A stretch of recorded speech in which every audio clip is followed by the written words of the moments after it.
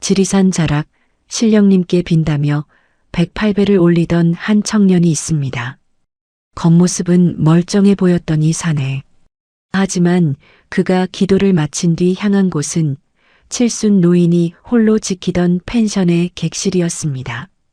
사람을 죽이고 징역 20년을 받았다가 돈 1억 5천만 원을 내밀며 사년을 깎았습니다. 그런데 재판이 끝나자마자 그 돈을 다시 챙겨서 사라졌습니다. 판사도 속고 유가족도 속고 대한민국 법도 속았습니다. 이게 정말 가능한 일입니까? 안녕하십니까? 봉인된 사건 노트입니다. 오늘은 법의 허점을 이용해 유가족을 2번 울린 기막힌 사건, 지리산 펜션 살인과 공탁금의 배신 편을 펼쳐봅니다. 오늘의 사건을 시작하기 전에 구독과 좋아요로 이 기록을 이어갈 수 있도록 함께해 주세요. 오늘의 사건 시작하겠습니다.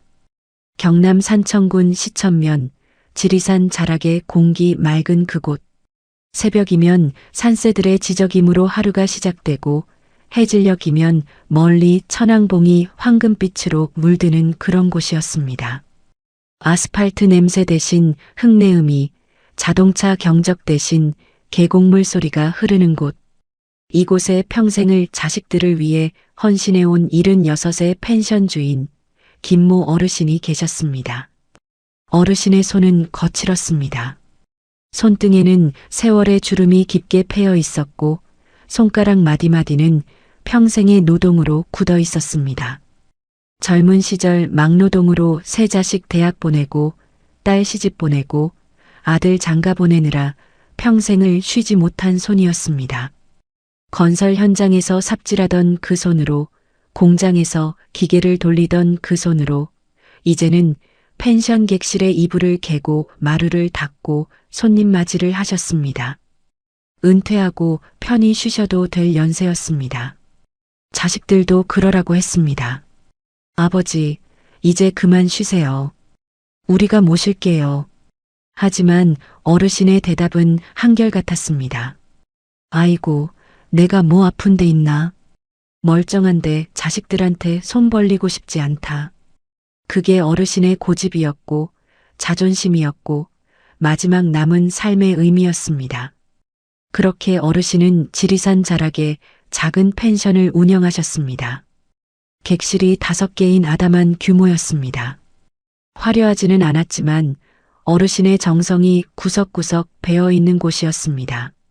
현관문을 열면 은은한 편백나무 향이 코끝을 스쳤고 복도 창가에는 어르신이 직접 키운 화분들이 햇살을 받으며 초록빛을 뿜어냈습니다. 거실 한쪽 벽면에는 오래된 가족 사진들이 걸려 있었습니다. 새까맣게 그을린 얼굴로 활짝 웃고 계신 젊은 시절의 어르신, 교복 입은 자식들, 손주들의 100일 사진까지. 그 사진들이 어르신의 인생 그 자체였습니다. 그해 9월의 어느 날이었습니다. 늦여름과 초가을이 교차하는 그 미묘한 계절, 아침 저녁으론 서늘하지만 한낮엔 아직 땀이 날 만큼 더운 그런 날씨였습니다. 펜션 마당에는 코스모스가 바람에 하늘거렸고 처마 밑 빨랫줄에는 하얀 침대 시트가 펄럭이고 있었습니다. 어르신은 그날도 새벽부터 분주했습니다. 오전 6시 어르신은 늘 하던 대로 마당을 쓸었습니다. 대나무 빗자루로 낙엽을 쓸어 모으는 소리가 고요한 새벽 공기를 가릅니다. 쓸쓸쓸 규칙적인 소리가 지리산 골짜기에 메아리 쳤습니다. 마당을 깨끗이 쓴 후에는 객실 청소가 기다리고 있었습니다. 전날 퇴실한 손님들의 방을 정리해야 했습니다. 101호실에 들어선 어르신은 창문부터 활짝 열었습니다. 와르르 신선한 산 공기가 방 안으로 쏟아져 들어왔습니다. 밤새 닫혀있던 방의 눅눅한 공기와 지리산의 맑은 공기가 교차하는 순간이었습니다. 어르신은 이불부터 드러냈습니다. 호청과 이불을 벗겨 빨랫감 바구니에 담고 베개 커버도 갈았습니다. 매트리스를 툭툭 두들겨 먼지를 털어낸 후 진공 청소기로 구석구석 밀었습니다. 청소기 소리가 우웅 울려 퍼지는 가운데 어르신은 화장실로 향했습니다. 무릎을 꿇고 앉아 변기를 닦고 세면대를 닦고 거울을 닦았습니다. 76의 나이에 무릎 꿇고 화장실을 닦는 일이 힘들지 않을 리 없었습니다. 허리도 아프고 무릎도 시렸습니다. 하지만 어르신은 불평 한마디 없이 묵묵히 걸레질을 하셨습니다. 타일 하나하나까지, 배수구 구석까지 손님이 쓰기에 불편함이 없도록 깨끗이 닦아내셨습니다. 정오가 되었습니다. 어르신은 간단히 점심을 드셨습니다. 냉장고에 있던 김치찌개를 데워 밥 한 공기 뚝딱 드시고 마당 평상에 앉아 잠시 쉬셨습니다. 지리산을 바라보며 막걸리 한 잔 걸치고 싶었지만 오후에 손님이 올 예정이라 참으셨습니다. 대신 옥수수차를 한 잔 따라 마시며 눈을 감으셨습니다. 바람이 불어왔습니다. 코스모스가 흔들리는 소리, 나뭇잎이 바스락거리는 소리, 멀리서 들려오는 계곡물 소리. 평화로웠습니다. 너무나 평화로웠습니다. 오후 2시 어르신은 다시 일어났습니다. 오늘 들어올 손님들을 위해 침구를 정리해야 했습니다. 세탁기에서 방금 빨아낸 호청과 이불 커버를 널고 마른 것들은 다림질을 했습니다. 다리미가 지나간 자리마다 김이 피어올랐고 빳빳하게 펴진 천에서는 은은한 세제 향이 났습니다. 어르신은 꼼꼼하게 구김 하나 없이 다림질을 마쳤습니다. 오후 4시쯤이었습니다. 해가 서쪽 산마루를 향해 뉘엿뉘엿 넘어가던 시각이었습니다. 그림자가 길어지고 햇살이 부드러워지는 시간. 펜션 입구로 한 청년이 들어섰습니다. 낡은 검은색 배낭을 짊어진 30대 중반쯤으로 보이는 사내였습니다. 키는 170cm 중반, 마른 체격에 무표정한 얼굴. 그는 검은 마스크를 쓴 채 펜션 마당을 가로질러 현관으로 다가왔습니다. 어르신은 늘 그랬듯 환한 미소로 손님을 맞이했습니다. 어서 오세요. 예약하신 분이시죠? 멀리서 오셨어요? 우리네 어르신들이 다 그렇듯 낯선 손님에게도 친절하고 다정했습니다. 평생 남을 대하며 살아온 분들의 습관이었습니다. 어떤 손님이든 내 자식처럼, 내 손주처럼 대하는 것. 그게 어르신의 방식이었습니다. 청년은 고개를 끄덕였습니다. 말이 없었습니다. 그냥 무뚝뚝하게 고개만 끄덕이고는 배낭을 마당 한쪽에 내려놓았습니다. 어르신은 조금 이상하다 싶었지만 요즘 젊은 사람들 원래 말이 없지 않나 싶어 대수롭지 않게 여겼습니다.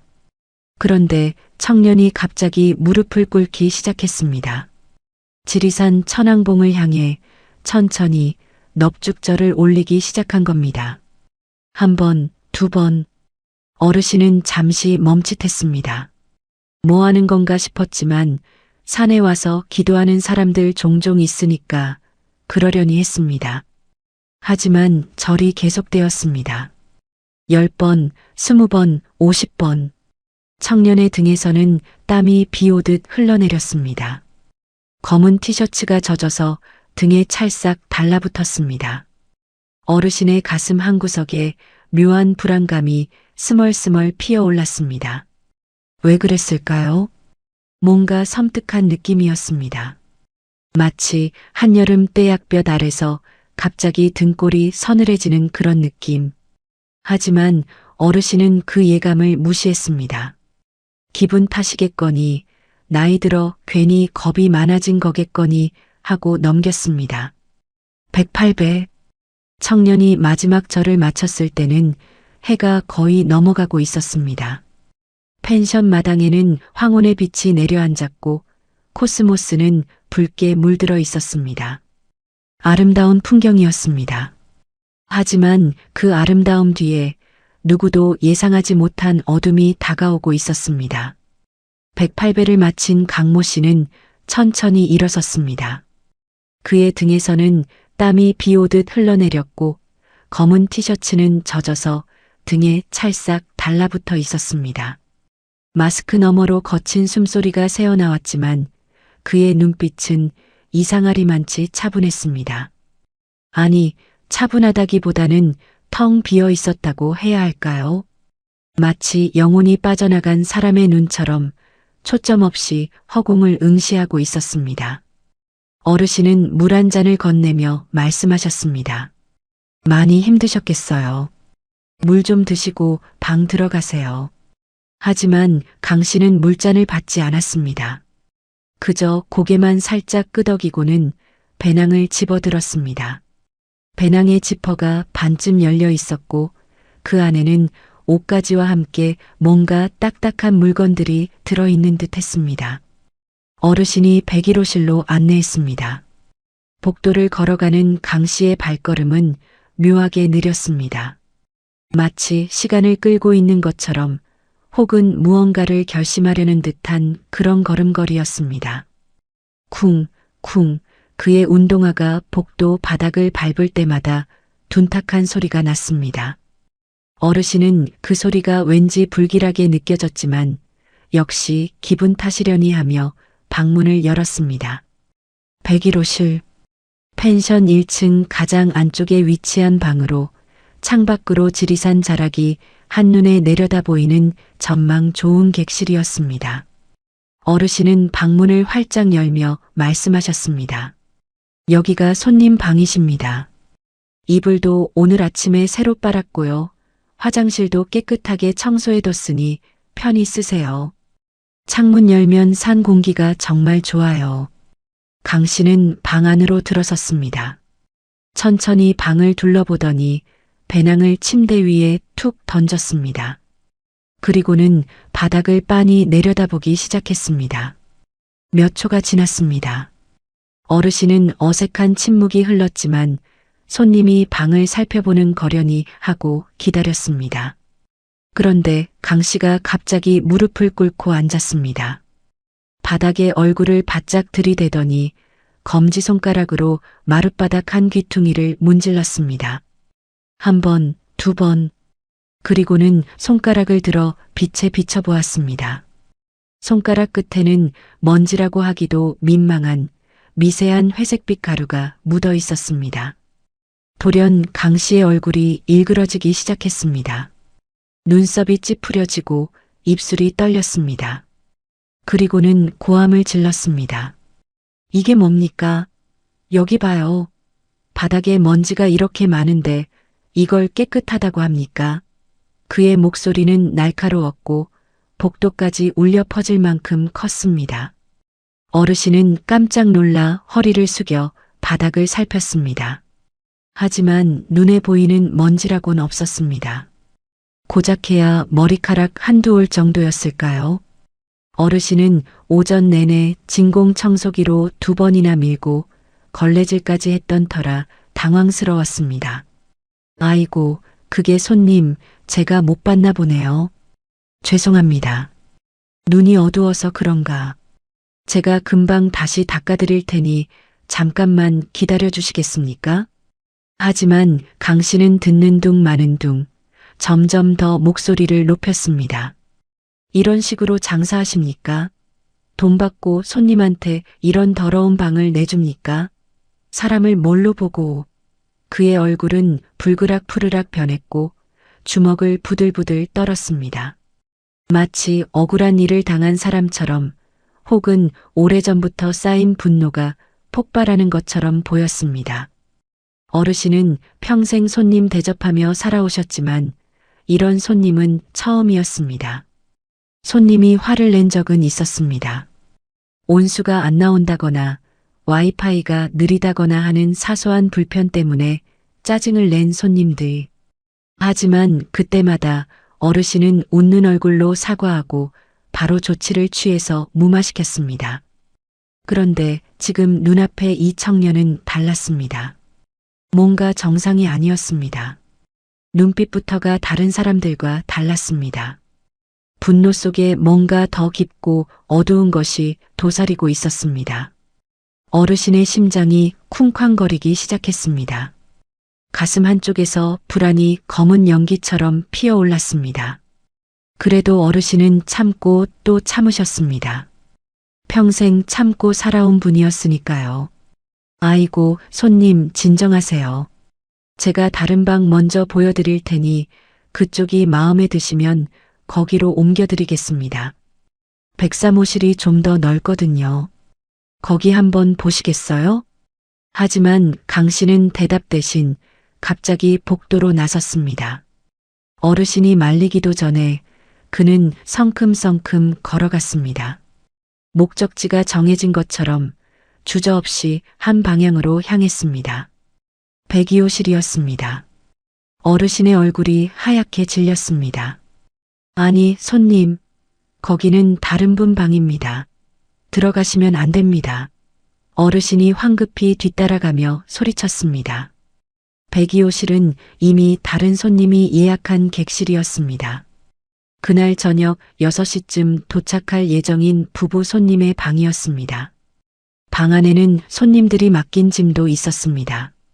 강 씨는 102호실 앞에 멈춰 섰습니다. 그리고는 문 손잡이를 돌렸습니다. 다행히 문은 잠겨 있었습니다. 찰칵, 찰칵. 잠긴 문 손잡이가 헛도는 소리만 났습니다. 어르신이 안도의 한숨을 쉬려는 순간이었습니다. 강 씨가 주머니에서 무언가를 꺼냈습니다.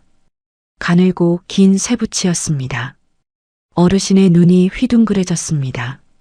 이 사람이 지금 뭐 하는 거야? 당장 그거 내려놔. 하지만 강 씨는 아랑곳하지 않고 능숙한 손놀림으로 문틈에 쇠붙이를 집어넣었습니다. 찰칵, 덜컥. 불과 몇 초 만에 문이 열렸습니다. 마치 수없이 연습이라도 한 듯한 숙련된 동작이었습니다. 어르신은 경악했습니다. 당장 나가란 말이야. 어르신의 목소리는 떨렸습니다. 분노보다는 두려움이 컸습니다. 이 사람 보통 사람이 아니구나. 위험하구나. 본능적으로 느껴졌습니다. 강 씨는 102호실 안으로 들어갔습니다. 어르신도 황급히 뒤따라 들어갔습니다. 손님 물건 건드리면 안 된다고 당장 나가라고 소리쳤습니다. 하지만 강 씨는 방 안을 둘러보며 씩 웃었습니다. 그 미소가 섬뜩했습니다. 입은 웃고 있었지만 눈은 차갑게 식어 있었습니다. 그때였습니다. 강 씨가 천천히 어르신 쪽으로 몸을 돌렸습니다. 그의 눈에는 더 이상 인간의 이성이 남아있지 않았습니다. 그저 텅 빈, 아니 무언가로 가득 찬 광기만이 일렁이고 있었습니다.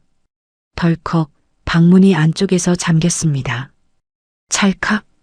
자물쇠가 채워지는 소리가 복도에 메아리 쳤습니다. 그 닫힌 문 너머로 우리가 차마 상상하기도 고통스러운 일들이 벌어지기 시작했습니다.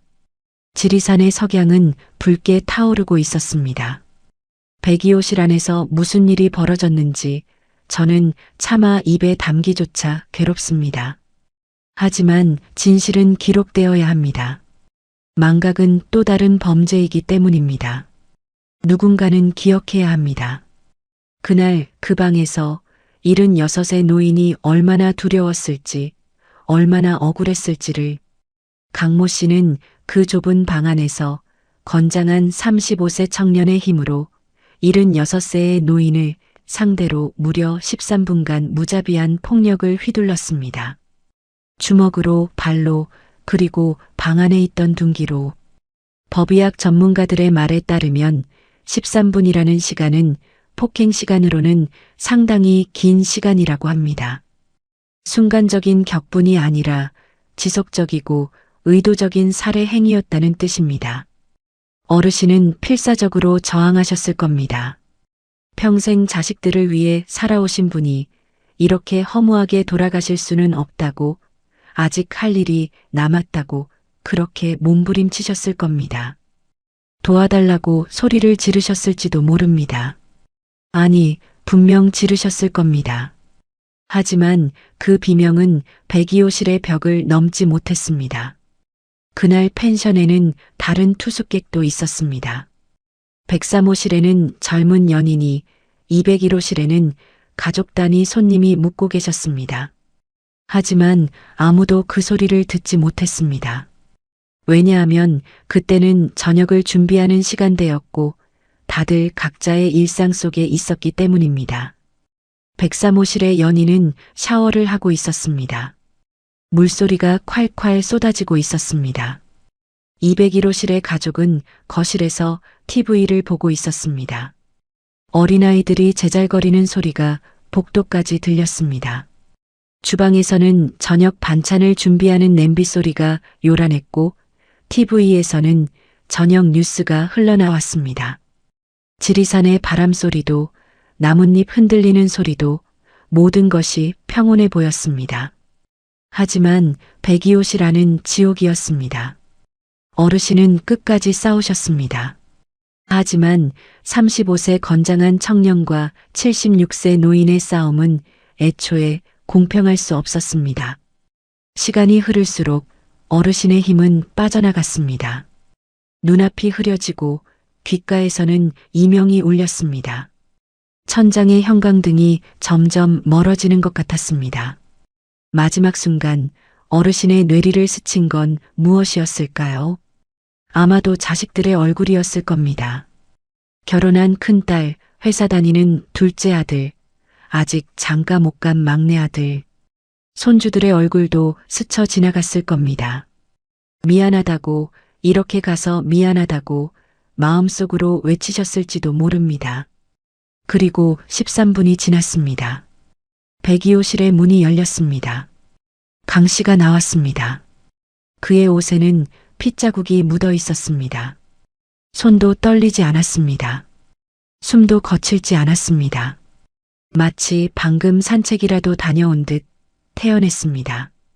그는 재빨리 101호실로 돌아가 배낭에서 옷을 꺼냈습니다. 갈아입었습니다. 피 묻은 옷은 배낭 깊숙이 밀어 넣었습니다. 모든 동작이 침착했습니다. 당황하거나 두려워하는 기색이 전혀 없었습니다. 마치 계획된 일을 수행한 것처럼 혹은 이미 여러 번 해본 일인 것처럼 능숙했습니다. 옷을 갈아입고 손을 씻고 거울을 보며 머리를 쓸어 넘겼습니다.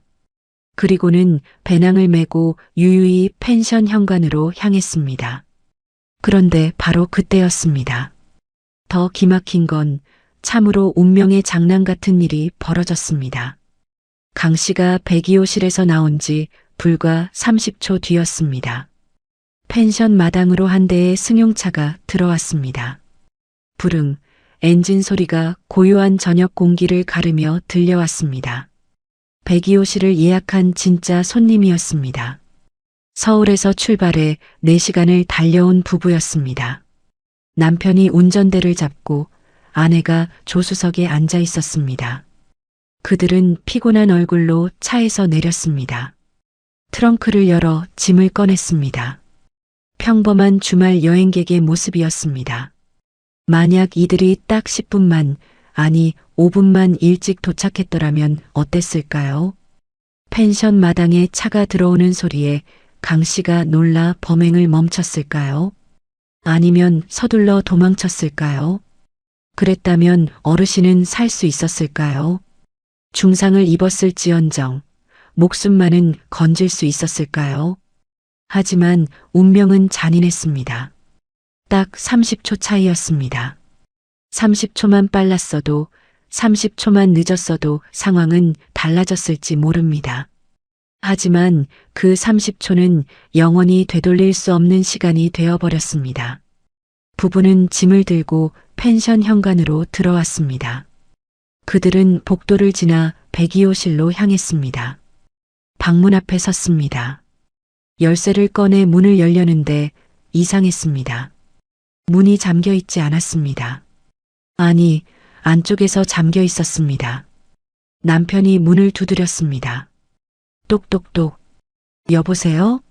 누구 계세요? 우리가 예약한 방인데요. 하지만 대답이 없었습니다. 다시 문을 두드렸습니다. 똑똑똑. 더 세게. 그래도 대답이 없었습니다. 남편은 이상하다 싶어 펜션 주인을 찾았습니다. 어르신, 사장님. 하지만 어르신은 나타나지 않았습니다. 부부는 불안해지기 시작했습니다. 뭔가 잘못됐다는 느낌이 들었습니다. 남편이 힘을 주어 문손잡이를 돌렸습니다. 문이 열렸습니다. 그리고 그들이 본 광경은 평생 잊지 못할 악몽이 되었습니다. 방바닥에 어르신이 쓰러져 계셨습니다. 움직이지 않았습니다. 아내가 비명을 질렀습니다. 야! 그 비명이 펜션 전체를 뒤흔들었습니다. 남편이 황급히 119에 신고했습니다. 떨리는 손으로 전화기를 들었습니다. 여기 사람이 쓰러져 있어요. 빨리 와주세요. 목소리가 떨렸습니다. 공포와 당황이 뒤섞인 목소리였습니다. 그렇게 지리산 자락의 작은 펜션은 아수라장이 되었습니다. 구급차 사이렌이 울려 퍼졌고 곧이어 경찰차들이 도착했습니다. 그런데 범인 강 씨는 어디로 갔을까요? 그는 이미 펜션을 빠져나가 어둠 속으로 사라진 뒤였습니다. 신고를 받은 경찰은 즉각 출동했습니다.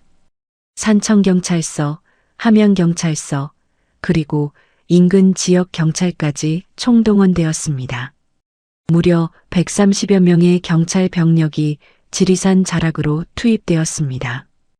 헬기가 뜨고 드론이 날아올랐습니다. 지리산의 고요한 밤하늘에 헬기 프로펠러 소리가 요란하게 울려 퍼졌습니다. 경찰들은 펜션을 중심으로 수색망을 좁혀갔습니다. 손전등 불빛이 어둠을 가르며 사방으로 흩어졌습니다. 산길을, 계곡을, 숲속을 뒤졌습니다. 혹시라도 범인이 산으로 도주했을 가능성에 대비해 등산로 곳곳에 경찰을 배치했습니다. 9월의 밤, 지리산은 쌀쌀했습니다. 경찰들의 입에서는 하얀 입김이 피어올랐고 숲속에서는 풀벌레 소리만 요란했습니다. 하지만 범인의 흔적은 묘연했습니다. 마치 연기처럼, 안개처럼 사라져버린 듯 했습니다. CCTV를 확인했지만 펜션 주변에는 CCTV가 많지 않았습니다. 마을 입구의 카메라 한 대가 전부였습니다. 그나마도 화질이 좋지 않아 얼굴을 식별하기 어려웠습니다. 경찰은 목격자를 찾기 시작했습니다. 펜션 근처를 지나간 사람, 수상한 사람을 본 주민, 누구든 좋으니 정보가 필요했습니다. 마을 이장님이 나섰습니다. 확성기를 들고 마을을 돌며 방송을 했습니다. 주민 여러분, 오늘 오후에 검은 옷 입은 젊은 남자 보신 분 계시면 경찰서로 연락 부탁드립니다. 노인네 한 분이 돌아가셨습니다. 밤이 깊어갔습니다. 수색은 계속되었지만 단서는 나오지 않았습니다. 경찰 지휘부는 초조해졌습니다. 범인이 이미 멀리 도주했을 가능성도 배제할 수 없었습니다. 버스 터미널, 기차역에 경찰을 배치했습니다. 택시 기사들에게도 협조를 요청했습니다. 혹시 수상한 승객 태운 적 있으면 신고해달라고. 그런데 바로 그때 중요한 제보가 들어왔습니다. 경남 양산의 한 사찰에서 연락이 온 겁니다. 혹시 그 사람 강모 씨 아니냐는 겁니다. 경찰은 깜짝 놀랐습니다. 어떻게 아시냐고 물었습니다. 절 스님이 말했습니다. 그 사람 바로 어제 여기 와서 난동 부렸습니다. 경찰이 출동했고 119가 와서 병원으로 데려갔는데 이송 중에 도망쳤다고 들었습니다. 경찰은 즉시 양산경찰서에 확인했습니다. 사실이었습니다. 강 씨는 전날 양산의 한 절에서 행패를 부렸습니다. 스님들을 위협하고 불상을 발로 차고 법당을 어지럽혔습니다. 신고를 받고 출동한 경찰이 그를 제압했지만 강 씨는 갑자기 머리를 쥐어뜯으며 괴로워했습니다. 머리가 아프다, 죽겠다며 바닥을 뒹굴었습니다. 경찰은 응급 상황이라 판단해 119를 불렀습니다. 구급대원들이 강 씨를 들것에 태워 구급차에 실었습니다. 그런데 병원으로 가는 도중 강 씨가 갑자기 벌떡 일어나더니 구급차 문을 박차고 뛰어내렸다는 겁니다. 구급대원들이 놀라 쫓아갔지만 강 씨는 골목길로 사라졌습니다. 그게 전날 저녁 8시쯤이었습니다. 그리고 다음 날, 바로 오늘 강 씨는 지리산 펜션에 나타난 겁니다. 양산에서 산청까지의 거리는 무려 180km입니다.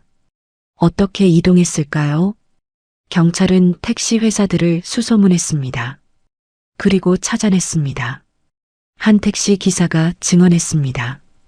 어젯밤 늦게 양산 시외버스 터미널에서 한 남자를 태웠다고, 지리산 쪽으로 가자고 해서 이상했지만 돈을 많이 주겠다고 해서 태웠다고, 180km를 달려 산청까지 갔다고, 요금은 30만 원 넘게 나왔는데 그 남자가 현금으로 계산했다고, 택시기사의 말로는 그 남자가 내내 중얼거렸다고 합니다. 무슨 소리냐고 물으니 대답은 안 하고 계속 혼잣말을 했다고, 가끔씩 욕설도 섞여 나왔고 웃기도 했다고, 기사는 섬뜩해서 빨리 내려주고 싶었다고 증언했습니다. 강 씨는 새벽 4시쯤 산청에 도착했습니다. 택시에서 내린 위치는 펜션에서 약 5km 떨어진 곳이었습니다. 그곳에서 강 씨는 어디론가 사라졌습니다. 아마도 산길을 걸어 펜션 근처까지 왔을 겁니다. 그리고 어디선가 몇 시간을 보낸 뒤 오후가 되어서야 펜션에 나타난 겁니다. 경찰은 이 정보를 토대로 수색 범위를 다시 조정했습니다. 강 씨가 멀리 도주하지 않았을 가능성이 높았습니다. 범행 후 시간이 얼마 지나지 않았고 이동 수단도 없었기 때문입니다. 펜션 반경 1km 내에 숨어 있을 거라 판단했습니다. 다음 날 아침이 밝았습니다. 9월의 아침 햇살이 지리산을 비쳤습니다. 이슬이 풀잎에 맺혀 반짝였고 산새들이 지저귀기 시작했습니다. 평화로운 아침이었지만 경찰들의 수색은 멈추지 않았습니다. 그리고 오전 10시쯤 드디어 결정적인 발견이 있었습니다. 펜션에서 불과 200m 떨어진 곳에 낡은 농막이 하나 있었습니다. 농사철에만 쓰는 간이 창고 같은 곳이었습니다. 경찰 2명이 그곳을 수색했습니다. 농막 문을 열었습니다. 삐걱, 녹슨 경첩에서 소리가 났습니다. 안은 어두웠습니다. 손전등을 비췄습니다. 농기구들이 어지럽게 놓여 있었고 구석에는 비료포대가 쌓여 있었습니다. 그런데 비료포대 뒤에서 무언가 움직였습니다. 경찰이 총을 겨누며 외쳤습니다. 나와. 손 들고 나와. 잠시 침묵이 흘렀습니다. 그리고 천천히 한 남자가 일어났습니다. 강 씨였습니다. 그는 비료포대를 입을 삼아 웅크리고 자고 있었습니다. 옷은 먼지투성이었고 머리는 헝클어져 있었습니다. 하지만 표정은 놀랍도록 평온했습니다. 마치 방금 단잠에서 깬 사람처럼 하품까지 했습니다. 수갑이 채워졌습니다. 찰칵. 차가운 쇠소리가 농막 안에 울렸습니다.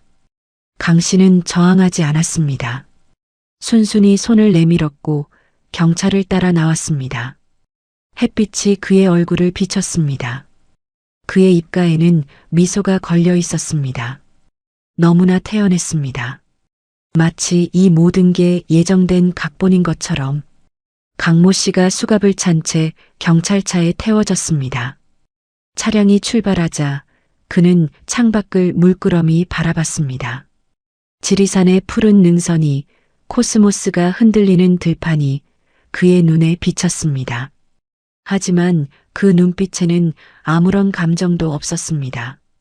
후회도, 두려움도, 죄책감도 없었습니다. 그저 텅 빈 눈으로 창밖을 응시할 뿐이었습니다. 산청경찰서 조사실.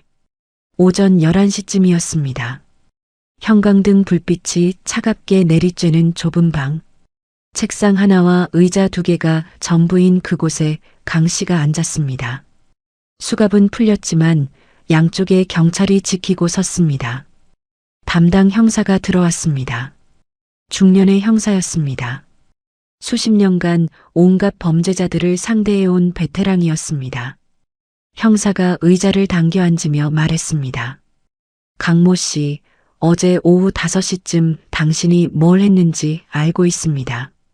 솔직하게 털어놓으시죠. 하지만 강 씨는 대답하지 않았습니다. 그저 고개를 푹 숙인 채 책상만 빤히 내려다봤습니다. 형사가 다시 물었습니다. 왜 김어르신을 폭행했습니까? 이유가 뭡니까? 여전히 침묵이었습니다.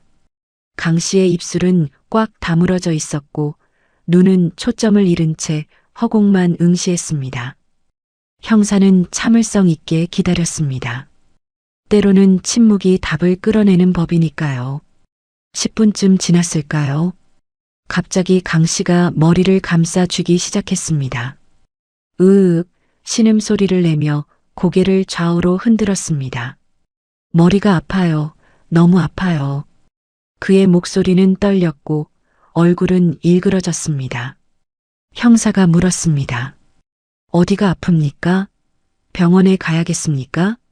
하지만 강 씨는 대답 대신 갑자기 다른 말을 꺼냈습니다. 가족 좀 불러주세요. 누나 좀 불러주세요.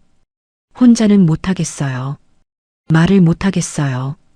형사는 의아했습니다. 방금까지 멀쩡하던 사람이 갑자기 왜 이러는 걸까? 하지만 피의자의 권리인이 가족에게 연락했습니다. 강 씨의 누나가 도착하기까지는 2시간이 걸렸습니다. 그 사이 강 씨는 조사를 거부했습니다. 머리 아프다, 말 못하겠다, 누나 와야 한다며 버텼습니다. 형사가 무슨 말을 해도 소용없었습니다. 그저 머리를 감싸쥐고 신음만 했습니다. 누나가 도착했습니다.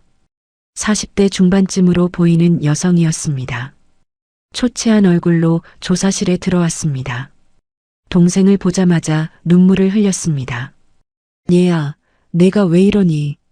대체 무슨 일이니? 하지만 강 씨는 누나에게도 말을 하지 않았습니다. 그저 고개만 저을 뿐이었습니다.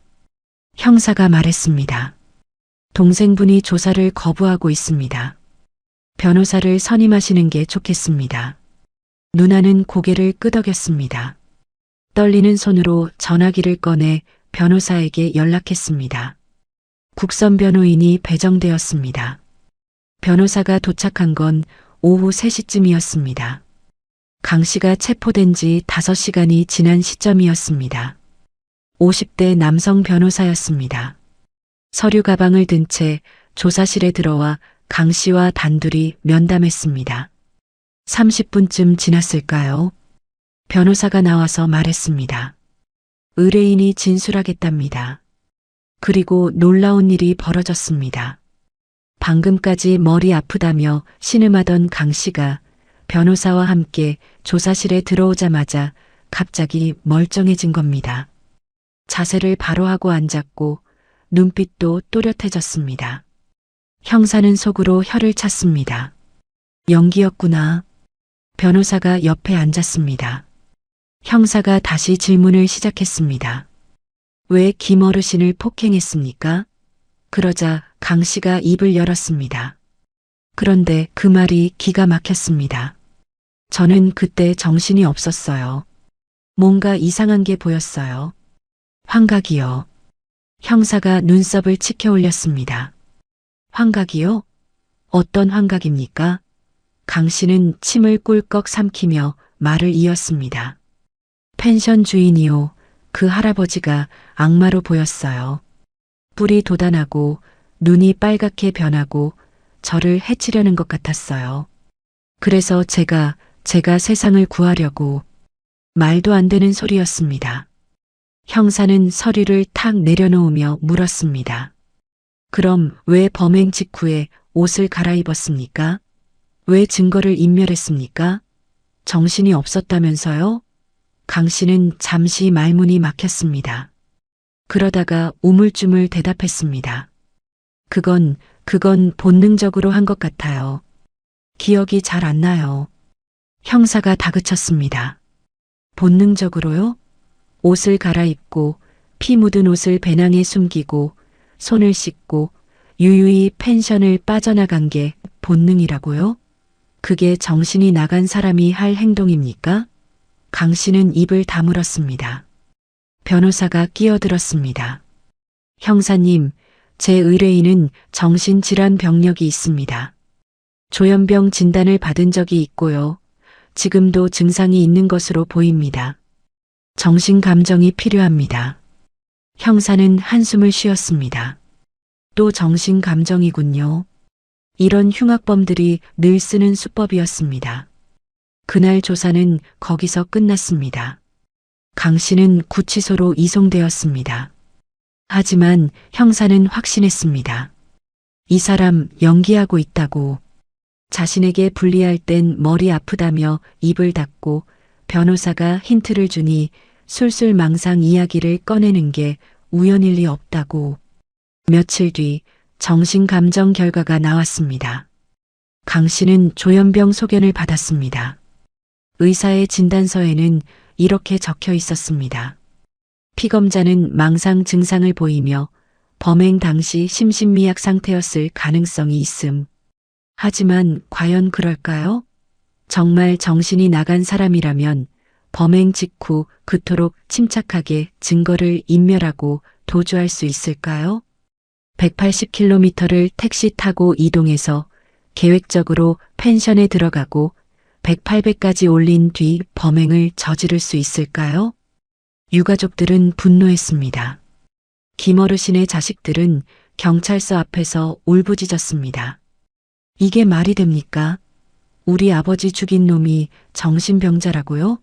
정신병자가 그렇게 치밀하게 계획하고 도망칩니까? 이건 거짓말이에요. 하지만 법은 차갑고 냉정했습니다.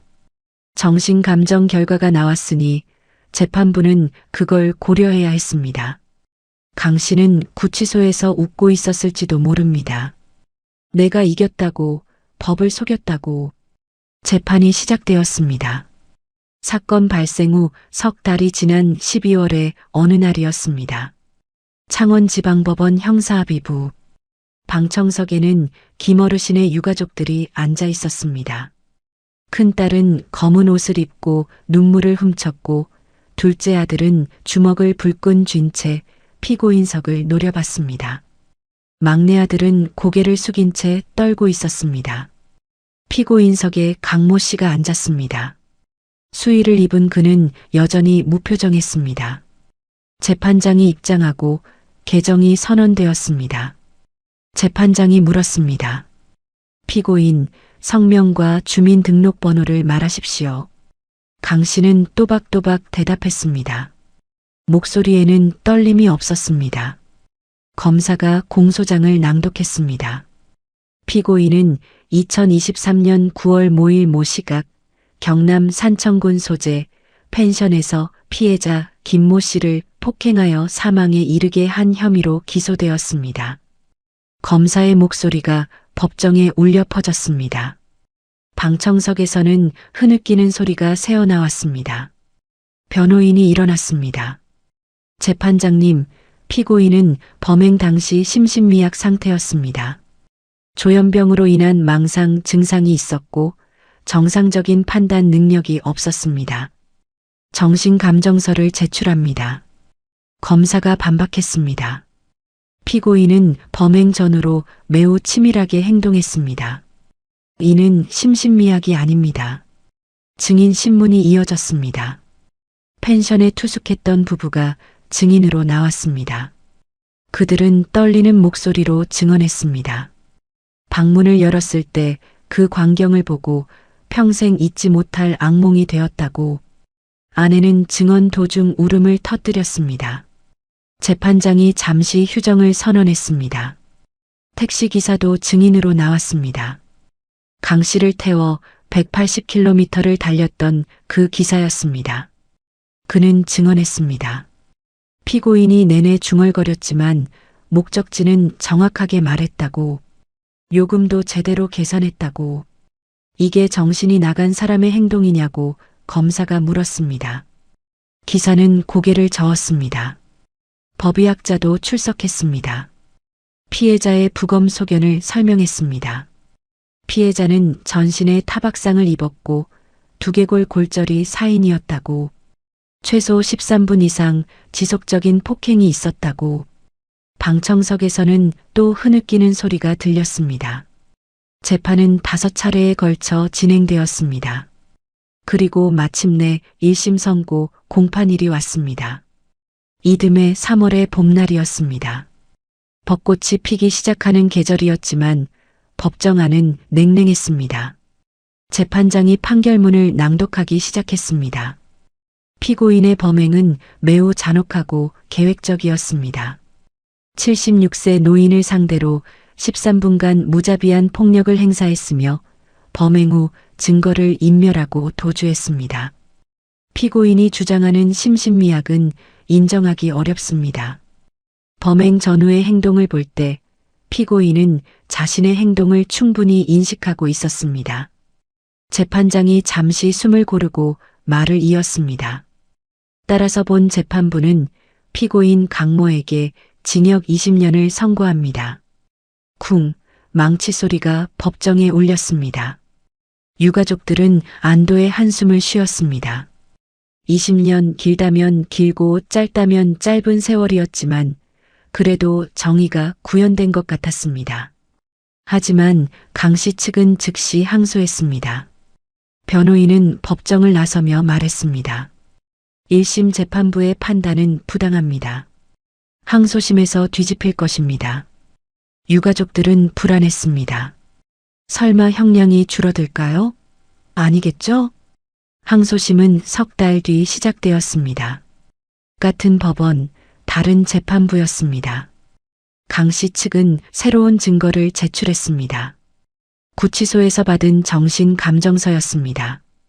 거기에는 조현병 진단이 더 구체적으로 적혀 있었습니다. 환청, 망상, 피해의식 등의 증상이 있다고. 그리고 결정적으로 강 씨 측은 법원에 공탁금을 걸었습니다. 무려 1억 5천만 원이었습니다. 피해자 유족에게 배상하겠다는 의미였습니다. 변호인은 재판부에 말했습니다. 피고인은 깊이 반성하고 있습니다. 유가족에게 진심으로 사죄하며 이에 1억 5천만 원을 공탁했습니다. 유가족들은 어이가 없었습니다. 큰딸이 벌떡 일어나 소리쳤습니다. 우린 그 돈 필요 없어요. 내 아버지 살려내요. 돈으로 목숨을 흥정하는 겁니까? 재판장이 정숙을 명했습니다. 큰딸은 주저앉아 울었습니다. 항소심 재판부는 달랐습니다. 몇 차례 공판을 거쳐 그해 9월 2심 선고가 내려졌습니다. 재판장이 판결문을 낭독했습니다. 피고인에게 조현병이 있다는 점, 그리고 피해 회복을 위해 거액을 공탁했다는 점을 참작합니다. 따라서 심신미약을 인정하여 형을 감경합니다. 유가족들의 얼굴이 하얗게 질렸습니다. 재판장이 말을 이었습니다. 피고인 강모에게 징역 16년을 선고합니다. 쿵, 20년에서 16년으로 4년이 깎였습니다. 고작 1억 5천만 원의 4년이 거래된 겁니다. 유가족들은 법정에서 울부짖었습니다. 이게 정의입니까? 돈 내면 사람 죽여도 형 깎아줍니까? 둘째 아들이 피고인석을 향해 소리쳤습니다. 너 이 자식아, 우리 아버지가 뭔데? 법정 경위들이 그를 제지했습니다. 강 씨는 여전히 무표정했습니다. 아니, 자세히 보면 입가에 미세한 미소가 걸려 있었습니다. 계획대로 되어가고 있다는 듯한 그 표정. 유가족들은 그 미소를 보고 몸서리쳤습니다. 판결이 확정되었습니다.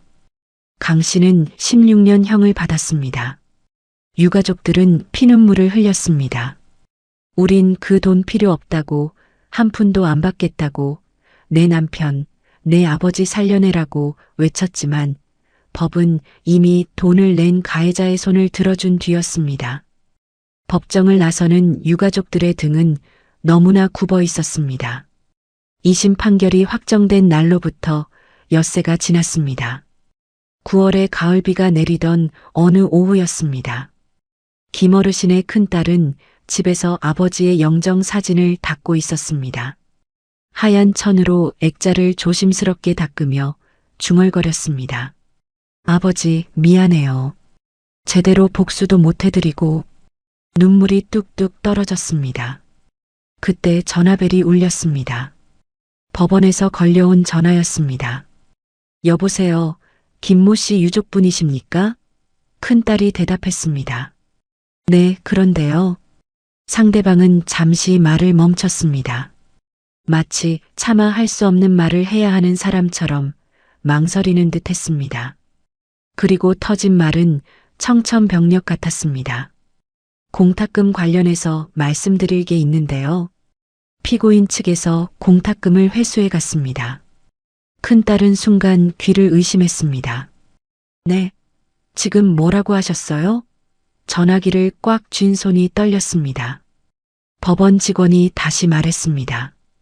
강모 씨 측에서 6일 전에 공탁 취하 신청을 했고 어제 1억 5천만 원을 전액 회수해 갔습니다. 유족분들께서 공탁금 수령을 거부하셨기 때문에 법적으로 공탁자가 회수할 수 있어서요. 큰딸의 머릿속이 새하얗게 변했습니다. 뭐라고요? 돈을 다시 가져갔다고요? 형량은 형량대로 깎아놓고 돈은 돈대로 가져갔다고요? 목소리가 떨렸습니다. 분노와 황당함이 뒤섞인 목소리였습니다. 전화를 끄는 큰딸은 그 자리에 주저앉았습니다. 손에 쥐고 있던 전화기가 바닥에 떨어졌습니다. 탁 소리와 함께 액정에 금이 갔습니다. 하지만 큰딸은 그것도 모른 채 그저 멍하니 앉아 있었습니다.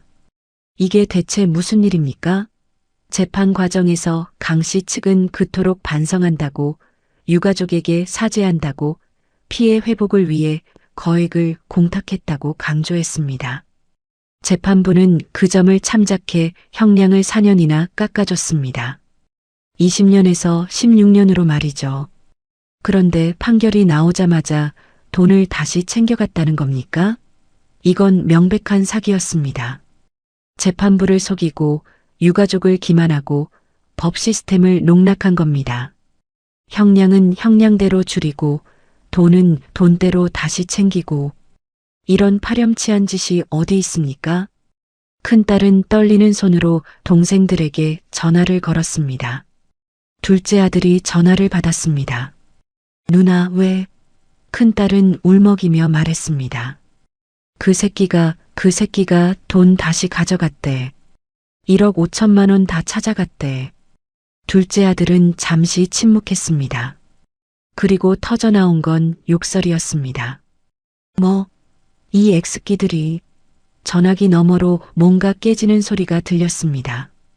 둘째는 분노를 주체하지 못하고 물건을 집어던진 것 같았습니다. 막내 아들도 연락을 받았습니다. 막내는 전화를 받자마자 울음을 터뜨렸습니다. 형, 누나, 우리 어떡해. 아버지가 너무 억울하겠어. 하늘에서 우리 보고 얼마나 답답하시겠어. 세 남매는 다시 법원을 찾아갔습니다. 하지만 법원의 대답은 냉정했습니다. 유족분들이 공탁금 수령을 거부하셨기 때문에 법적으로 공탁자가 회수할 권리가 있습니다. 저희도 어쩔 수 없습니다. 큰딸이 소리쳤습니다. 그럼 재판 때는 왜 그걸 참작했어요? 돈 낸 걸 보고 반성한다고 형 깎아줬잖아요. 그런데 돈 다시 가져가도 되는 겁니까? 이게 말이 돼요. 담당 직원은 난처한 표정을 지었습니다. 저도 이해합니다만 현행법상 그렇습니다. 공탁금 제도의 허점이죠. 국회에 민원을 넣어보시는 게 어떨까요? 그 말을 듣는 큰딸의 얼굴에서는 핏기가 싹 가셨습니다. 유가족들은 언론에 이 사실을 폭로했습니다. 기자들이 모여들었습니다. 카메라 플래시가 터졌습니다. 큰딸은 카메라 앞에서 절규했습니다. 이게 대한민국의 법입니까? 사람 죽이고 돈으로 형 깎고 그 돈마저 다시 가져가는 게 합법이라고요. 둘째 아들도 분노를 쏟아냈습니다. 우리 아버지는 평생 성실하게 사셨어요. 법 한 번 안 어기고 세금 꼬박꼬박 내고 그렇게 사셨어요. 근데 그렇게 사신 분이 억울하게 돌아가시고 범인은 법을 이용해서 웃으면서 나가는 겁니까? 막내 아들은 울면서 말했습니다. 제발 법 좀 바꿔주세요. 이런 일이 다시는 없게 해주세요. 우리 아버지 같은 억울한 사람 다시는 나오지 않게 해주세요. 뉴스가 보도되자 여론이 들끓었습니다. 인터넷 댓글창에는 분노의 댓글들이 쏟아졌습니다. 이게 나라냐? 법이 죽었다. 피해자는 2번 죽는다. 청와대 국민청원 게시판에는 법 개정을 요구하는 청원이 올라왔고 하루 만에 10만 명이 넘는 사람들이 동의했습니다. 국회의원들도 움직이기 시작했습니다. 법사위 소속 의원들이 공탁금 제도 개선안을 발의했습니다. 형량 감경 사유로 인정된 공탁금은 회수할 수 없도록 하는 내용이었습니다. 하지만 법 개정에는 시간이 걸렸습니다. 그 사이 강 씨는 교도소에서 웃고 있었을 겁니다. 계획대로 되었다고, 법을 이용해 멍청이들을 속였다고, 16년만 참으면 된다고, 나오면 1억 5천만 원이 기다리고 있다고, 그렇게 생각하며 감방에서 편히 잠들었을지도 모릅니다. 유가족들은 밤마다 울었습니다. 아버지의 영정 앞에서 남편의 사진을 안고 그렇게 울었습니다. 법이 우리를 버렸다고, 정의는 없다고 그렇게 절규했습니다. 지리산의 그 펜션은 문을 닫았습니다. 주인을 잃은 집은 썰렁했고 마당의 코스모스만 쓸쓸히 흔들리고 있었습니다. 이 기막힌 사건이 언론에 보도되고 여론이 들끓고 국민청원이 빗발친 지 석 달이 지난 12월이었습니다. 국회 법제사법위원회 회의실, 의원들이 모여 앉아 형법 개정안을 논의했습니다. 공탁금 제도의 허점을 막기 위한 개정안이었습니다. 법안의 핵심은 간단했습니다. 형량 감경의 참작 사유로 인정된 공탁금은 공탁자가 임의로 회수할 수 없도록 한다는 것이었습니다. 피해자나 유족이 수령을 거부하더라도 그 돈은 국고로 귀속되거나 피해자 지원 기금으로 쓰이도록 하는 내용이었습니다. 의원들은 하나같이 고개를 끄덕였습니다. 당연히 필요한 개정이라고, 왜 이제야 이런 문제가 발견됐느냐고 말했습니다. 법안은 신속하게 통과되었습니다. 본회의에 상정되었고 재석 의원 과반수가 찬성했습니다. 찬성 187표, 반대 0표, 만장일치였습니다. 법이 바뀌었습니다. 이제는 가해자가 형량 깎으려고 공탁금을 걸었다가 판결 나온 후 슬쩍 빼가는 파렴치한 짓은 할 수 없게 되었습니다. 늦었지만 그래도 법이 바뀐 건 다행이었습니다. 앞으로는 김어르신 같은 피해자, 그 유가족 같은 억울한 사람이 나오지 않을 테니까요. 하지만 말입니다.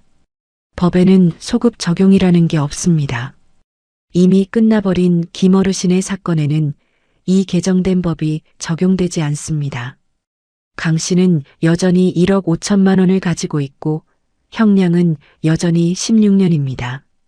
법이 바뀌었지만 어르신의 억울함은 풀리지 않았습니다. 유가족들에게 이 소식을 전했을 때 그들의 반응은 복잡했습니다. 큰딸은 씁쓸하게 웃었습니다. 그래도 다행이네요. 우리 같은 사람 또 나오지 않게 됐으니. 하지만 그 웃음 뒤에는 깊은 슬픔이 배어 있었습니다. 우리 아버지는요? 우리 아버지의 억울함은요? 둘째 아들은 분노했습니다. 법이 바뀌었다고 해서 뭐가 달라집니까? 우리 아버지는 이미 돌아가셨고 그 새끼는 웃으면서 감옥에 있잖아요. 16년 후면 나와서 그 돈 쓰면서 잘 살 거 아닙니까? 주먹으로 벽을 쳤습니다. 벽에 구멍이 났습니다. 막내 아들은 그저 울었습니다. 아버지의 영정 앞에 앉아 소주잔을 따르며 중얼거렸습니다. 아버지, 법이 바뀌었대요. 근데 아버지한테는 소용없대요. 미안해요, 아버지. 제가 무능해서 아무것도 못해드려서 정말 미안해요. 지리산 자락, 어르신이 땀 흘려 가꾸던 그 펜션은 이제 주인을 잃고 덩그러니 남았습니다. 유가족들은 차마 그곳을 정리할 엄두가 나지 않았습니다. 아버지의 손때가 묻은 곳, 아버지가 마지막으로 계셨던 곳. 그곳에 가면 아버지가 보일 것 같아서 차마 문을 닫을 수가 없었습니다. 하지만 손님은 오지 않았습니다. 누가 사람이 죽은 펜션에 묵고 싶어 하겠습니까? 펜션은 점점 낡아갔습니다. 페인트가 벗겨지고 마당에 잡초가 무성하게 자라났습니다. 어르신이 그토록 애지중지하던 코스모스 화단은 잡초에 묻혀 보이지 않게 되었습니다. 가끔 큰딸이 그곳을 찾아갔습니다. 잡초를 뽑고 마당을 쓸고 창문을 닦았습니다. 아버지가 하시던 일을 대신하며 그렇게 아버지를 그리워했습니다. 101호실 앞을 지날 때면 발걸음이 무거워졌습니다. 102호실 앞에서는 눈물이 났습니다. 그곳에서 아버지의 마지막 순간을 상상했습니다. 얼마나 무서웠을까요? 얼마나 아팠을까요? 왜 저런 사람을 만났을까요? 왜 하필 그날이었을까요? 딱 5분만 일찍, 아니 1분만 일찍 손님이 왔더라면, 딱 10분만 늦게 그 범인이 왔더라면, 그랬다면 아버지는 살 수 있었을 텐데. 하지만 세상에 만약은 없습니다. 돌이킬 수 없는 시간, 되돌릴 수 없는 운명. 그저 남은 건 후회와 그리움뿐이었습니다. 강 씨는 지금 어디 있을까요? 교도소 어느 감방에서 밥 먹고 자고 운동하며 지내고 있겠죠. 16년이라는 시간을 기다리고 있겠죠. 나가면 1억 5천만 원이 있다는 것을 알기에 버틸 수 있을 겁니다. 어쩌면 감방에서 다른 재소자들에게 자랑하고 있을지도 모릅니다. 나는 법을 이용해서 돈도 챙기고 형도 줄였다고. 16년 후 강 씨가 세상 밖으로 나올 때 그때 그는 몇 살일까요? 51세쯤 되겠군요. 아직 한참 인생이 남은 나이입니다. 1억 5천만 원을 가지고 새 삶을 시작할 수 있는 나이입니다. 과연 그때 우리는, 대한민국은 그에게 죗값을 다 치렀다고 말할 수 있을까요? 유가족들은 아직도 매일 아침 영정 앞에 물을 올립니다. 새 밥을 차리고 절을 올립니다. 아버지, 잘 주무셨어요? 오늘도 좋은 하루 되세요. 그렇게 말하며 눈물을 훔칩니다. 어르신은 지금 어디 계실까요? 지리산 어딘가에서 바람이 되어 구름이 되어 자식들을 내려다보고 계실까요? 너희들 괜찮으냐고, 아빠 걱정하지 말고 잘 살라고 그렇게 말씀하고 계실까요? 오늘 봉인된 사건 노트는 여기까지입니다. 이 사건은 우리에게 묻습니다. 대한민국의 정의는 도대체 누구를 위해 존재하는가? 법은 누구를 보호하는가? 피해자인가? 가해자인가? 단돈 1억 5천만 원에 흥정된 사람의 목숨, 그리고 그 돈마저 다시 훔쳐간 파렴치한 가해자. 법은 바뀌었지만 이미 떠난 분은 돌아오지 않습니다. 남겨진 사람들의 상처는 아물지 않습니다. 하늘에 계신 김어르신의 명복을 빕니다. 그리고 남겨진 유가족분들께 깊은 위로를 전합니다. 부디 언젠가는 그 상처가 조금이나마 아물기를 바랍니다. 사건의 기록을 따라가며 가려진 조각들을 연결합니다. 그날 무슨 일이 있었는지. 구독과 좋아요, 알림 설정은 이 기록을 이어가는 힘이 됩니다. 구독과 좋아요 꼭 눌러주세요. 잊혀진 이름들, 사라진 진실, 그날의 흔적들. 봉인된 사건 노트에서 흔적을 찾아드리겠습니다. 지금까지 봉인된 사건 노트였습니다. 시청해주셔서 감사합니다.